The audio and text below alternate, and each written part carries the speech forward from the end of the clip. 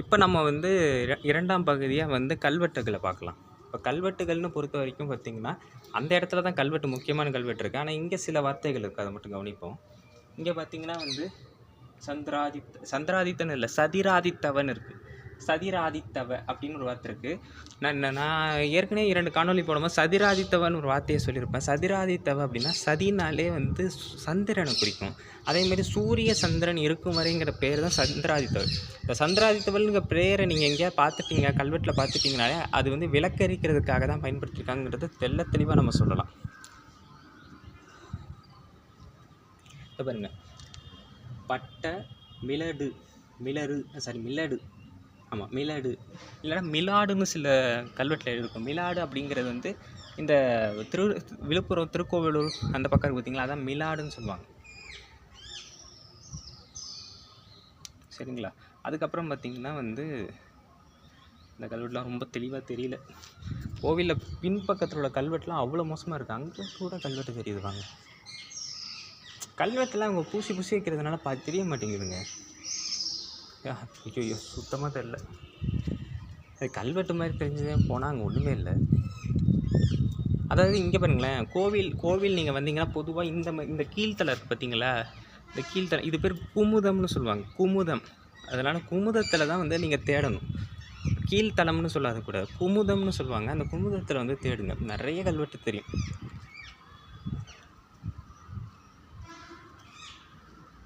இங்கெல்லாம் கல்வெட்டு இல்லை. நான் அந்த பக்கம் கல்வெட்டு எக்கச்சக்கமாக கிடக்கு. வாங்க,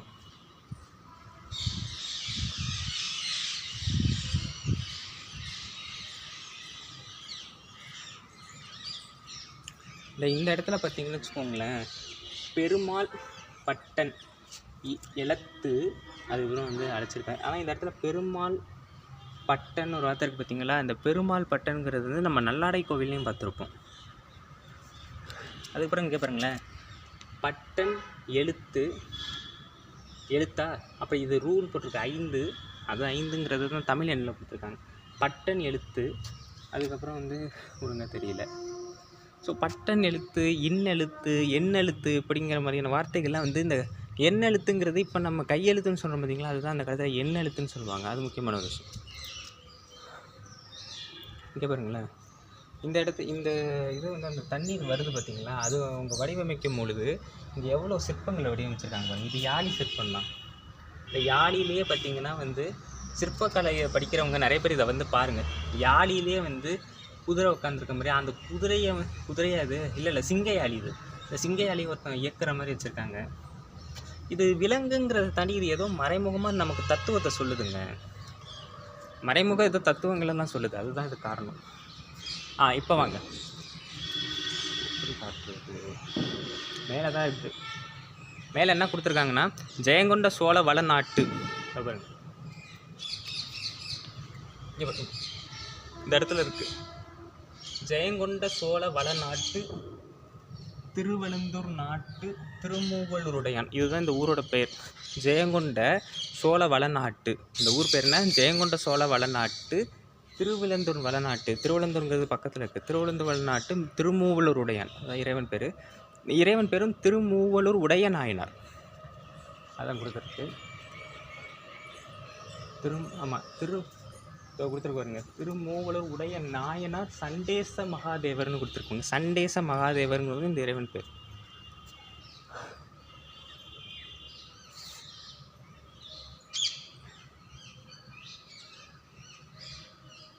ஆமாம், 3ஆம் குலோத்துங்க சோழனுக்கு ஒரு பட்டப்பேர் இருக்குது, கரிகால சோழ தேவர்னு இருக்கும். அதேமாதிரி ராஜகேசரிங்கிற பட்டமும் அவரும் சுற்றிருப்பார். அது எப்படி குறிப்பிடுவாங்க நீங்கள் கேட்கலாம், ராஜகேசரிங்கிறது ஆதித்த சோழன் வச்சு நீ எப்படி 3ஆம் குலோத்துங்க சோழன் சொல்ல? அப்படி கிடையாது. அப்போ அவங்க என்ன பண்ணுவாங்கன்னா, இப்போ வந்து உதாரணத்துக்கு சோழ சாளுக்கியர்கள் வரும்போதே எல்லாருமே திரிபுவன சக்கரவர்த்திகள் வார்த்தையை சேர்ப்பாங்க. அதற்கு முன்னாடி அவங்க என்ன பட்ட பேர், இப்போ ஸ்வஸ்தி ஸ்ரீ ராஜகேசரி திரிபுவன சக்கரவர்த்திகள்னால் அப்போ நம்ம டக்குன்னு புரிஞ்சுக்கணும், ஓ இது ராஜகேசரின்னு வந்திருக்கு, அப்போ இது 3ஆம் குலோத்துங்க சோழன் நம்ம புரிஞ்சுக்கணும். இப்போ மற்ற மன்னர்கள், அதற்கு முன்னாடி வந்த மன்னர்கள் யாருமே திரிபுவன சக்கரவர்த்திக்கு வார்த்தையே அந்த பட்ட பெயரே போட மாட்டாங்க, இவங்க தான் அதை போடுவாங்க.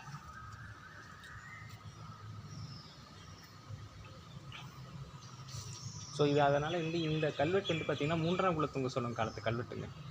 மேலே தெரியுது ஸ்வஸ்தி ஸ்ரீன்னு இருக்குது, அது திரிபுவன சக்கரவர்த்திகள் தான். ஆனால் ராஜகேசரிங்கிற வார்த்தை இருக்குது, அது 3ஆம் குலோத்துங்க சோழன். இது எதை குறிக்குது அப்படின்னா, இந்த ஜெயங்கொண்ட சோழ வல்லாட்டு இந்த திருமூவலூர் கோயிலுக்கு வேற எங்கேருந்தோ யாரோ ஒருத்தன் வந்து இந்த கோவிலுக்கு 30 கலைஞ்சுக்கிட்ட நிறைய நிலதானங்கள் கொடுத்துருக்கான். அவன் பேர் பார்த்தீங்கன்னா திருச்சிற்றம்பலம் உடையான். என்னமோ ஒரு பேர் போட்டிருக்கு, திருச்சிற்றம்பலம் உடையான் ஸ்ரீ வாச்சத்து. ஆமாம் ஸ்ரீ வாச்சத்து மங்களமுடைய நாணன். எஸ், ஸ்ரீ வாச்சத்து மங்களமுடைய நாணன், அதுதான் அந்த நிலத்தை கொடுத்தவங்க பேர். இல்லை இங்கே இருக்கு பாருங்க, திருச்சிற்றம்பலம் உடையன்னு வார்த்தை.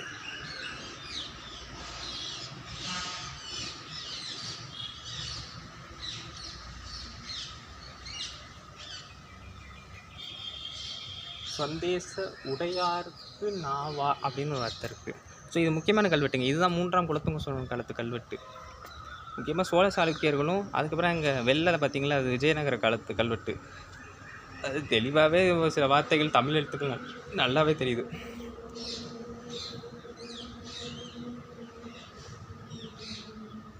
இங்கே பாருங்களேன், இங்கே பாருங்க,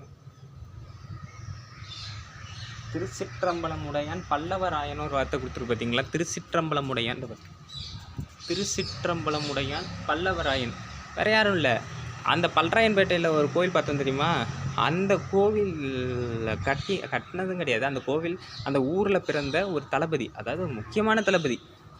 2ஆம் ராஜராஜ சோழன் காலத்தில் 2ஆம் ராஜராஜ சோழன் தாராசுரத்தை கட்டியவர். அவர் காலத்தில் உள்ள மிகப்பெரிய தளபதி அவர். அவர் தான் வந்து இங்கேருந்து போய் மைசூரில் போய் படையெடுத்து காவேரி நீரை கொண்டு வந்தவர். அவர் பேர் இதில் இருக்குது.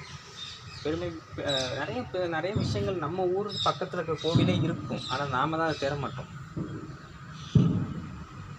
கல்வெட்டு குறைவுதாங்க, ஆனால் தகவல்கள் நிறைய இருக்குது. அதுதான் இந்த கோவிலில் வந்து சிறப்பு. கூட்டத்துன்னு ஒரு வார்த்தை இருக்குது. கல்வெட்டு கொஞ்சம் திருப்பாக இருக்கிறதுனால ஒழுங்காக தெரிய மாட்டேங்குது. கீழே அது வேணால் பார்ப்போம், அது நான் ஒன்றும் ஒழுங்காக படிக்கல, அது பார்ப்போம்.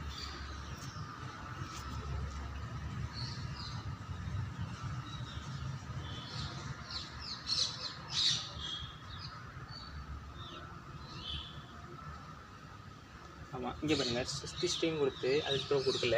இது கீழே வந்து மருதனப்பன்னு ஒரு வார்த்தை இருக்குது. மருதனப்பங்கும் பொழுது இந்த பகுதியில், அதாவது பொதுவாக வந்து இந்த விவசாய பகுதிகள் எல்லாத்துக்குமே மருதம் தானே, அதனால் அவங்க வைக்க பேர்லாம் மருதனன், மருதனப்பன், இந்த மாதிரி தான் பேர் இருக்கும். பட்டன்கிற வார்த்தை கிட்டத்தட்ட 3 இடத்துல நான் பார்த்துட்டேன். பட்டன், பெருமாள் பட்டன், ஆச்சாரியப்பட்டன், ஆசாரியப்பட்டன், இந்த மாதிரி நிறைய பேர்கள் வந்து கல்வெட்டில் குறிக்கப்படுது.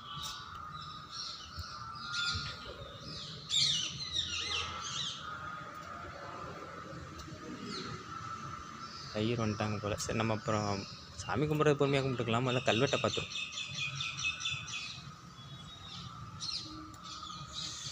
ஏதாவது சோழ மன்னர்களோட கல்வெட்டு இருக்குமான்னு பார்த்தா ஒன்று கூட கண்ணில் பட மாட்டேங்குது. அது 3ஆம் குலோத்துங்க சோழன் தெளிவாக தெரிஞ்சிருச்சு. இது பாருங்க, இது சஸ்திஷ்டிங்க. இங்கேயும் பாருங்க, திரிபுவன சக்கரவர்த்திகள். இதுவும் சோழ சாளுக்கிய மன்னரோட கல்வெட்டு தான். சஸ்திஷ்டி திரிபுவன சக்கரவர்த்திகள். விக்ரம சோழ தேவருக்கு ஆண்டு. ஆமாம், விக்ரம சோழ தேவனோடது. ஸோ அதான் சொல்கிறேனே, இந்த மாதிரி இடங்களில் வந்து அவங்க கட்டுப்பாட்டில் வைக்கும் பொழுது அந்த சோழ சாளுக்கியர்கள் அவங்களுக்கு வரவங்க எல்லாருமே பின்னால் வந்து இந்த கல்வெட்டை வச்சிடுறேன். விக்ரம மன்னிக்கணும்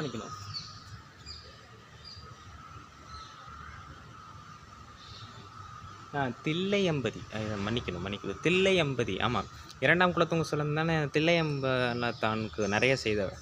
தில்லையம்பலத்து குலோத்துங்க சோழ தேவருக்கு ஆண்டு வருஷம் என்னங்கிறது தெளிவாக தெரியல. கடவுர்னு ஒரு வார்த்தை இருக்குங்க. இது கடவுர்னு கொடுத்து செலவு பொறுத்தல்ல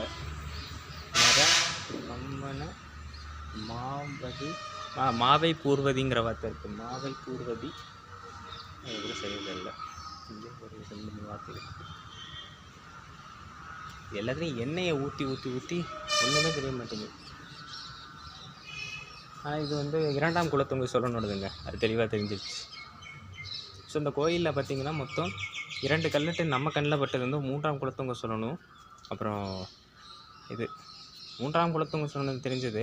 ஒருவேளை அந்த வெளியில் இந்த கல்வெட்டு வந்து பார்த்திங்கன்னா அந்த சேவப்ப நாயக்கரோடதுன்னு நினைக்கிறேன். அது யாரோடதுன்னு சேவப்ப நாயக்கர்னு போர்டில் போட்டிருக்கு. ஆனால் அந்த மாதிரி கல்வெட்டு நான் ஒன்று கூட பார்க்கல. இது வந்து இந்த கல்வெட்டு தெளிவாக தெரியல. ஆனால் இங்கே இருக்கிற வார்த்தைகளை வச்சு பார்க்கும்போது பெப்பியால் உள்ள நிலங்கள்னு ஒரு வார்த்தை இருக்குது. இந்த நில தானங்களுக்கு கொடுத்த கல்வெட்டாக கூட இது இருக்க வாய்ப்பு இருக்குது. பெப்பியால் உள்ள நிலங்கள். அதேமாதிரி இங்கேயும் பாருங்கள் பட்டன்கிற வார்த்தை இருக்குது பாருங்கள், பட்டன். இதை விற்றவராக இருக்கலாம், இல்லை அந்த நிலத்துக்குரியவராக கூட இருக்கலாம்.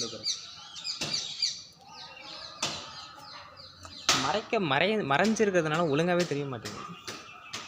இப்போ பாருங்க, இதெல்லாம் எவ்வளோ அடிப்படைஞ்சிருக்கு பாருங்க. இந்த இடம் ஒழுங்காகவே தெரியல பாருங்க.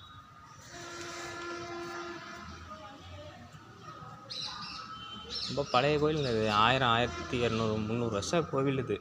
இதை நல்லா பராமரிக்கலாம். ஆனால் பராமரிக்கிறங்கிற பேரில் இதை பெயிண்ட் அடித்து வைக்கிறதுனால நிறைய விஷயம் தெரிய மாட்டேங்குது. இந்த உள் பிராகாரத்தில் வந்து விஷயங்கள் அவ்வளோதான்.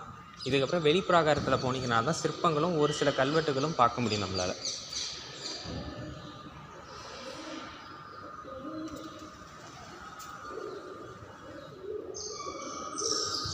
அவ்வளோதாங்க. இதுக்கப்புறம் வந்து 3வது பகுதி காணொலியாக நம்ம வெளியே உள்ள வெளிப்பிராகாரத்தில் உள்ளதை பார்ப்போம். இந்த 2ஆம் பகுதி இதோட முடியும்.